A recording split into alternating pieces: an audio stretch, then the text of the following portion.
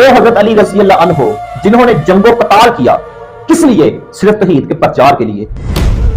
कुरान की जो तलीमात के हिफाज के लिए, और कुरान की तलीमात की अशात के लिए, और कुरान की तलीमात के सर बुलंदी के लिए, जिन्होंने इस्लाम के लिए जहाद किया। आज इस जाकरा ने हज़रत मौला अली मुर्तज़ा शेर खुदा, उनको कुरान करीम का भी शरीक बना दिया। एक हदीस याद आ गई है,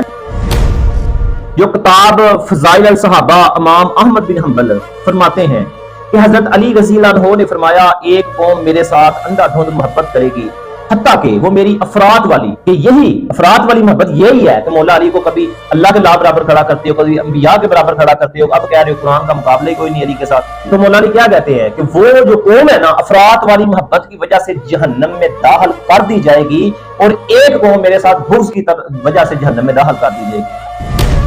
बाकी अल्हम्दुलिल्लाह सुम्मा अल्हम्दुलिल्लाह, कुरान करीम की वो आयात जो सहाबा की शान में जो उतरी, उनको हम तो मानते हैं, लेकिन तुम भी नहीं मानते, क्योंकि हजरत अली रज़ी अल्लाह ने फरमाया था कि कुरान करीम के बाज़ अहकाम जो है ना, वो हजरत उमर फारूक की राय के मुवाफिक है। ये सीरत उलविया में आया है। और कुरान करीम की ऐसी जो आयात की तादाद जो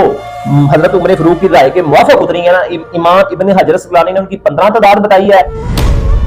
और इमाम इब्न हजर हैसमी के मुताबिक उनकी तादाद 17 है, और अल्लामा जलालुद्दीन सयूती के नजदीक उनकी तादाद 20 है। और कुरान करीम में तो 20 आयात ऐसी उतरी हैं कि हज़रत उमर फारूक रज़ी अल्लाह अन्हु इस चीज का अराता किया और कुरान उतर आया। और हमने तो तुम्हारी तरह हज़रत उमर फारूक को कुरान का शरीक नहीं ठहराया, और तुम तो हज़रत उमर फारूक को मानते नहीं। कुरान तो 20 आयात कुरान की हज़रत उमर फारूक की राय पर उतरी, 20 आयात, तुम हज़रत उमर फारूक पर जो उनको मुसलमान ही नहीं मानते।